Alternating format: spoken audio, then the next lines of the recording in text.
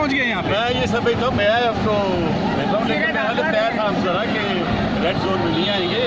जैसे हमने 144 की पोस्ट की है, लेकिन मुझे अफसोस है कि मुझे जो नोटिफिकेशन की है वो गलत की है, वो कॉन्स्टिट्यूशन के खिलाफ है, ये पीछे पानी फेंका जा रहा है कारकुनों के ऊपर, ह्यूमन राइट्स के खिलाफ है। पीछे आप देखें,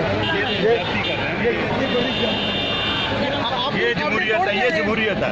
मैं समझते कि ये इसका नाम जमहूरियत है।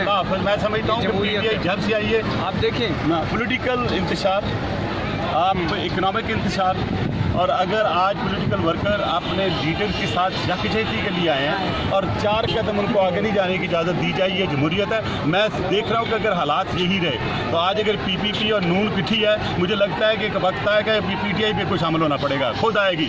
ये हालात ऐसे पैदा कर रहे हैं कि जमहूरियत की लपेटेंगे और ये पाकिस्तान के लिए भी खतरे का बायस होगा। खान साहब ने कंटेनर का वादा किया था आपसे, कंटेनर में खुद आके बैठना चाहते हूँ। आप कैसे पहुंच गए यहाँ पे? मैं ये समझता हूँ, मैं अब तो लेकिन पहले तय था हम जरा कि रेड जोन में नहीं आएंगे।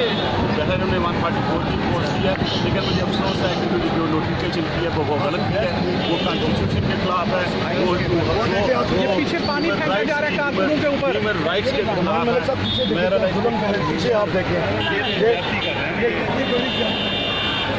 ये जमहूरियत है, ये जमहूरियत है। मैं समझते कि ये इसका नाम जमहूरियत है। मैं समझता हूँ कि पीटीआई जब से आई है, आप देखें पॉलिटिकल इंतशार, आप इकोनॉमिक इंतशार, और अगर आज पॉलिटिकल वर्कर अपने लीडर के साथ यकजहती के लिए आए हैं और 4 कदम उनको आगे नहीं जाने की इजाज़त दी जाए, ये जमहूरियत है। मैं देख रहा हूँ कि अगर हालात यही रहे तो आज अगर पीपीपी और नून पिठी है, मुझे लगता है कि वक्त है कि पीटीआई पे कुछ शामिल होना पड़ेगा, खुद आएगी।